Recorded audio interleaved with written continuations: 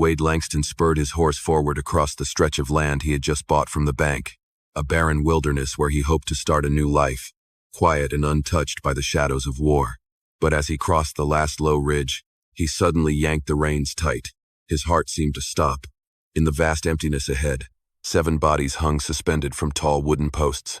Under the pale sunlight, the ropes were drawn taut, swaying gently in the wind as if mocking life itself. Wade leapt from his saddle and sprinted forward. As he got closer, he realized what made his blood run cold. They were still alive. A trembling hand reached up toward the sky, pale lips parted slightly, pleading for help. Wide eyes flickered with the last glimmer of hope. "Oh God," Wade rasped, pulling out his knife. He climbed onto the rickety wooden frame and slashed at the ropes frantically. The first body dropped to the ground with a weak, rattling breath. The second one was still breathing. The third had a pulse, all 7 of them still alive. As he cut the final rope, an Apache woman opened her eyes and looked up at him, her cracked lips trembling into a whisper. "They have not won yet." Wade knelt beside the nearest woman, his hand trembling as he pressed his ear close to her mouth. Her breath was faint, like a flame flickering in the wind, but it was still there. He quickly loosened the rope around each of their necks, checked their pulses, then lifted their limp bodies one by one onto his wagon. There was no time to think. No time to be afraid. Only one truth remained. If he hesitated, those 7 lives would vanish forever. The journey back to the ranch felt longer than any day before. Cold wind bit at his face. Red dust coated his clothes, and the faint moans from the back of the wagon squeezed his heart with every mile. By the time he arrived, Wade was no longer just a rancher checking on his land. He had become the bearer of 7 souls caught between life and death. He lit a fire, boiled water, and tore cloth into makeshift bandages. His hands, once familiar with holding a rifle, now fumbled as they touched the bruises on their necks, wiping the dried blood from their bound wrists. Some remained unconscious, others twitched slightly as the warmth began to return to their bodies. "Hang on. You are going to live," Wade murmured, unsure if he was speaking to them or to himself. As the sun dipped behind the mountains, their breathing began to steady. A young woman with long black hair opened her eyes first. Those eyes, deep, sorrowful, and filled with pain, rested on Wade's face. "Who are you?" she asked, her voice hoarse like wind through a canyon. "I am the new owner of that land," Wade replied. "What happened to you?" She did not answer right away. Instead, she tried to sit up, her gaze falling to the scratches on her wrist. Tears spilled silently as she spoke. They wanted to teach the world a lesson, that Apache women are not allowed to stand up against them. Wade was stunned. He did not need to hear more to understand. The bruises, the ropes, the shame in their eyes all told the story more clearly than any words could. "Who are they?" he asked, his voice growing lower. "The bank, the railroad company, and the proud men in tall hats who think our lives are worth nothing." The room fell into silence. Only the crackling fire and faint breathing could be heard. But inside Wade, another fire had begun to burn, not of pity, but of fury. He did not know exactly what he was stepping into. But one thing he knew for sure. They had survived for a reason. And that reason was now his responsibility. On the second night after their rescue, the fire crackled inside the small wooden cabin. 7 Apache women sat huddled around the stove, hand-woven blankets worn and frayed at the edges draped over their shoulders. Outside, icy wind swept across the empty land. Inside, the silence was heavy. They had remained quiet for days. But now, the truth needed to be spoken. Naira, the eldest, with eyes as dark and deep as the desert night, was the one to speak for them all. Her voice was hoarse, but every word dropped like a stone. "We are not criminals. We are daughters of this land." The story began generations ago. Their ancestors had lived on this land long before borders ever existed. In the year 1851, the tribe signed a treaty with the government, recognizing the land of Red Mesa as their traditional and non-transferable territory. They built homes, planted crops, raised livestock, and lived in peace until the white settlers began arriving in search of silver and railroad routes. They came with papers and smiles, Naira said, her eyes fixed on the flames. But when we refused to sell, the smiles vanished. Frontier Bank and the railroad company began their campaign. They declared the treaty no longer valid, hired gunmen to raid their cattle pens, poisoned their water supply, and burned dozens of huts to force the tribe off the land. When the Apache people protested, the local authorities already bought and paid for accused them of occupying public land and obstructing progress.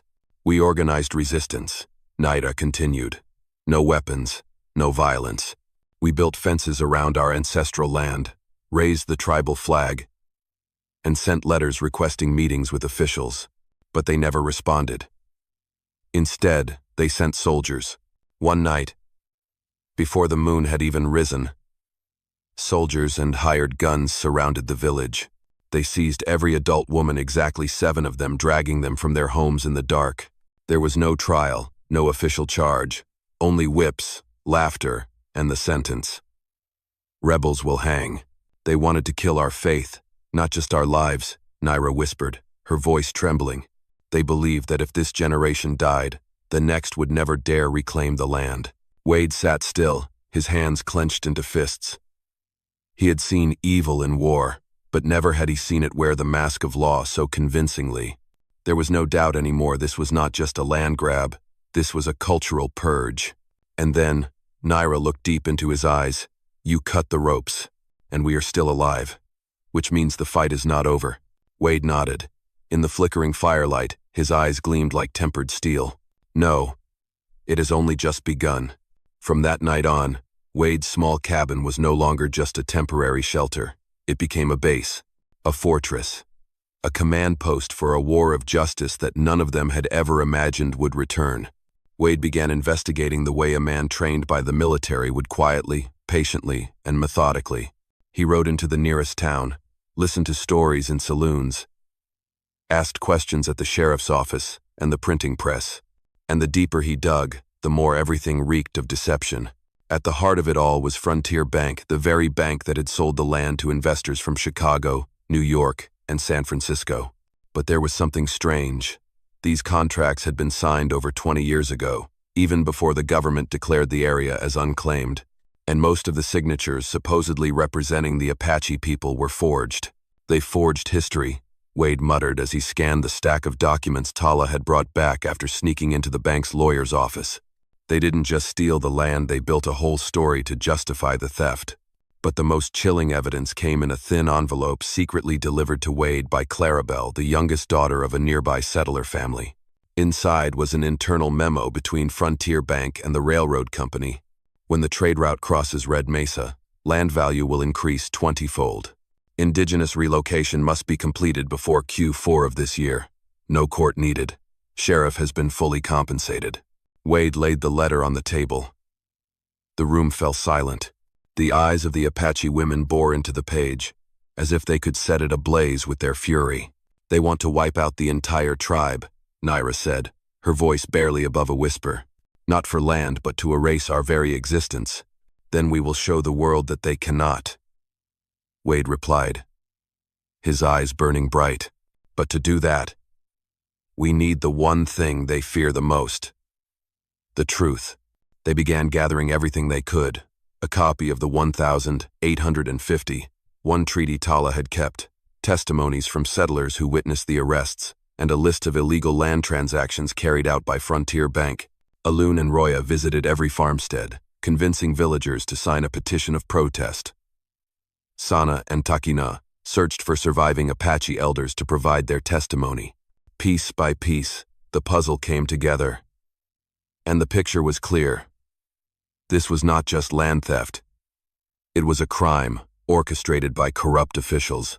Marshal Davidson in Tucson, Wade said, pulling out a letter the marshal had once sent him during the war. He is the only man I trust.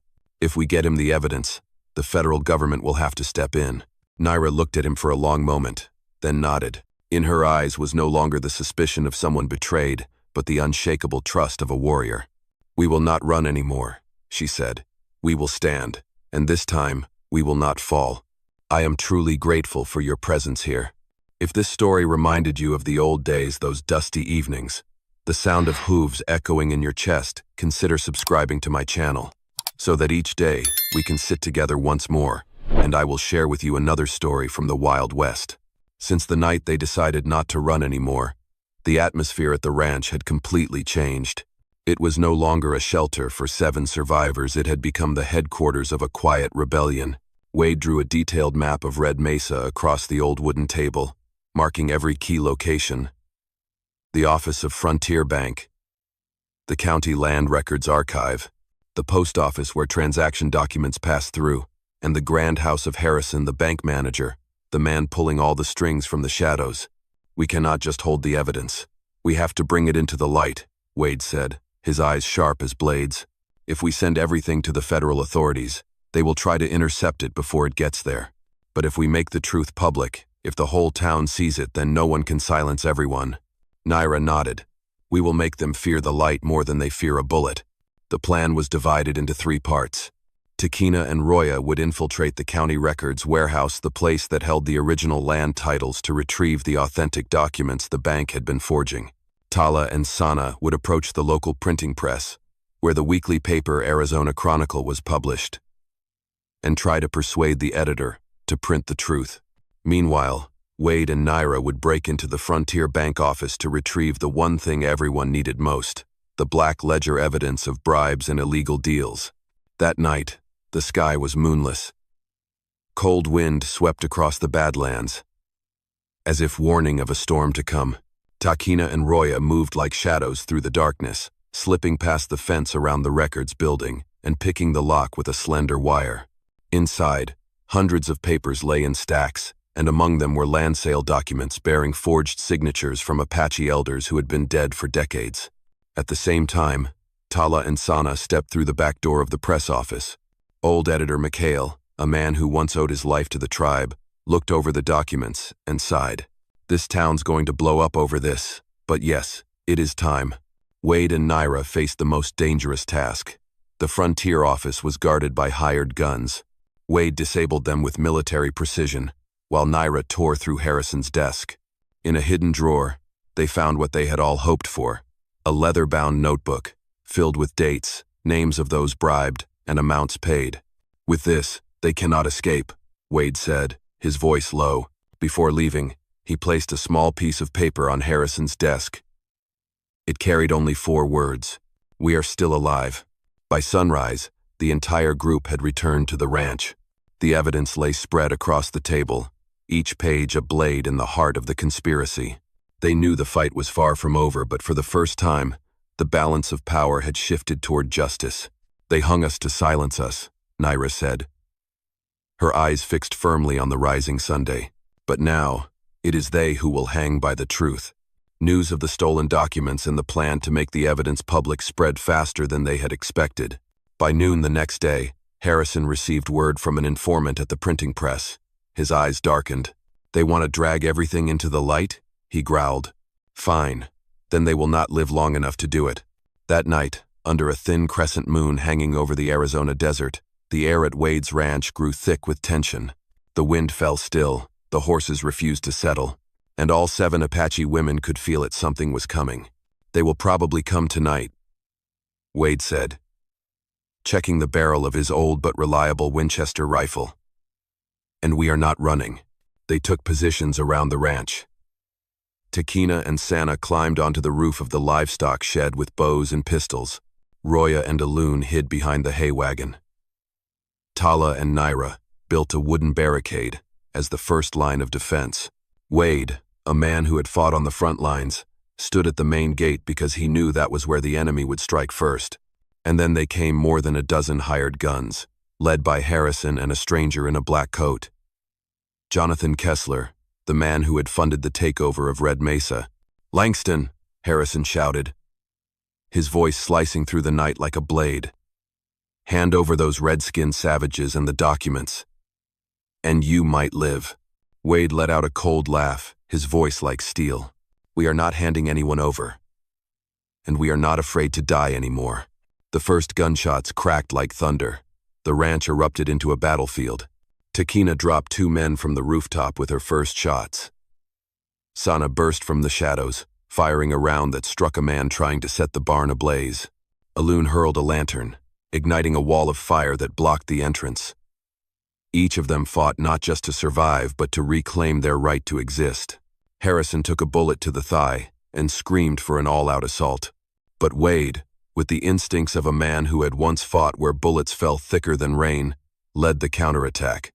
He shot with precision, reloaded with lightning speed, and for a brief moment, the war returned to him, not to conquer this time, but to protect. The battle raged through the night. When dawn finally broke, smoke still lingered in the air, and the ground around the ranch was soaked with blood. 3 men had been captured alive. The rest fled in chaos.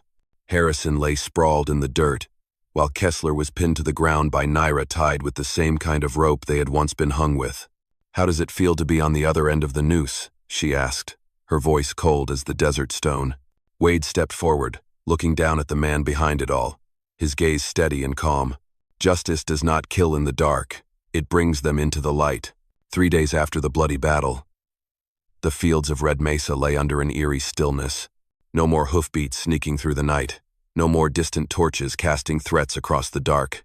Only the soft whisper of wind against the wooden fence and the lingering scent of gunpowder in the air, remnants of a night that had forever changed the history of this land.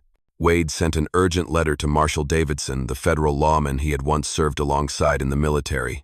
In it, he detailed the entire truth, enclosing a copy of the 1851 treaty, the bribery ledger, and a list of victims swindled by Frontier Bank. The 3 captured gunmen were also turned over as witnesses.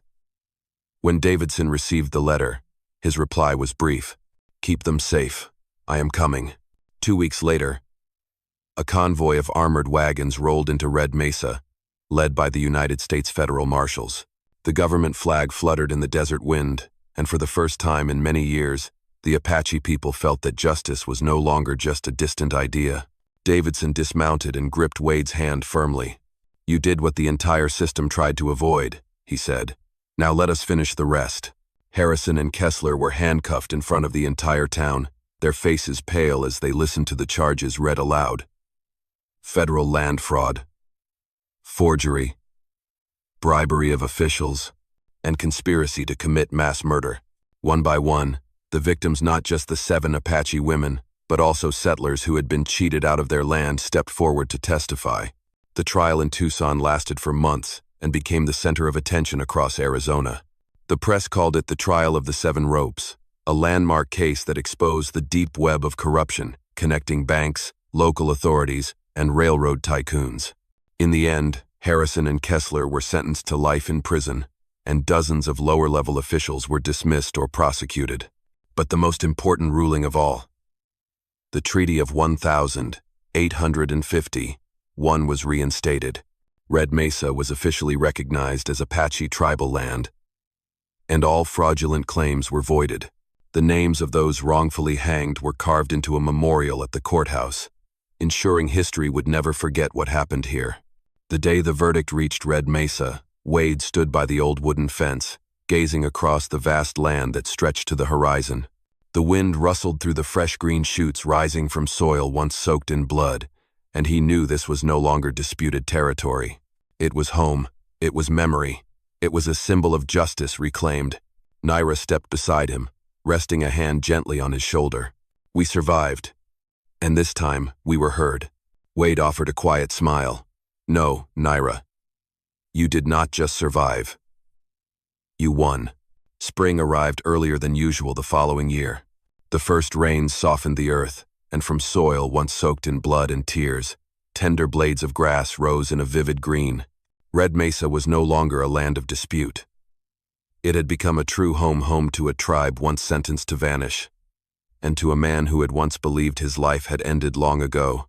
Wade rebuilt the fences around the ranch, not to mark boundaries, but to protect what they had reclaimed together. The Apache village rose again along the hillside. Small wooden houses stood where ashes had once smoldered, and kitchen smoke drifted into the open sky once more. Children laughed by the creek. Women wove blankets beneath the oak tree, the very tree where 7 had once hung, now transformed into a symbol of survival. That was how a new life began.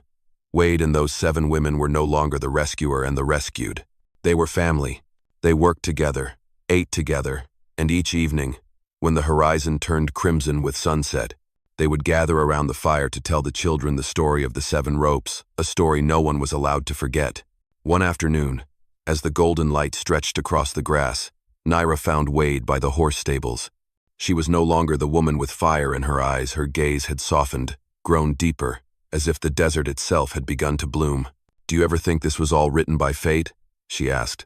Wade paused, looking at her for a long moment before smiling. "I used to think fate was something we could not change. Now I know, it is something we rewrite together." A few months later, their union was celebrated beneath the old oak tree. There was no gold, no grandeur, only Apache songs, blessings from the tribe, and eyes filled with hope. Wade and Naira, 2 souls once deeply wounded, now stood side by side, beginning a new chapter of life. Another year passed, and laughter echoed through the wooden house they had built. Their child, with his mother's dark hair and his father's steady eyes, was living proof that from pain and injustice, love and life could still take root. And every evening, as the sun dipped behind the distant ridges, Wade would carry his son to the fence, point toward the horizon and say, "That is where we fought, my son. Not for revenge, but so you could live free on this land with pride, and without a single rope to bind you." My friends, Red Mesa was once a land stained with crimes. Today, it is a land of love, of freedom, and of legacy. A lonely rancher and 7 Apache women who were once condemned to die have rewritten fate not just for themselves, but for generations yet to come. It has been an honor to share this journey with you, the cherished audience of Wild West storytelling. I truly hope life brings you happiness and peace. I love you all. Let me know what this story meant to you. Leave a comment down below. Type the number 1 if you enjoyed this tale. And do not forget to subscribe to the channel to catch the next thrilling story from the Wild West.